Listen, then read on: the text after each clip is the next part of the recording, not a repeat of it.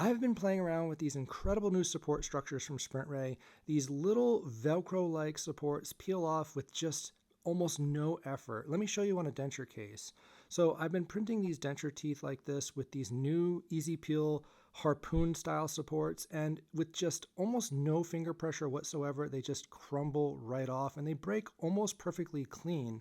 And you know what? This is something that has been a frustration for many, many years with printing denture teeth, is that you have beautiful anatomy, but then they're destroyed by the supports. Now, these leave little tiny, almost microscopic barbs that you could just peel off with just finger pressure, or what I found to be really handy to get these little tiny supports off is a goat hair or horse hair bristle brush. Now, these are what we traditionally use to polish 3D prints, but in this instance, because the barbs left over are so tiny, you could just run this over the surface of the denture and remove these almost invisible microscopic little tiny support barbs, and that is it, without destroying your anatomy or your occlusion or altering the shape of your prosthesis. Now, this is exactly the type of innovation that I expect from SprintRay.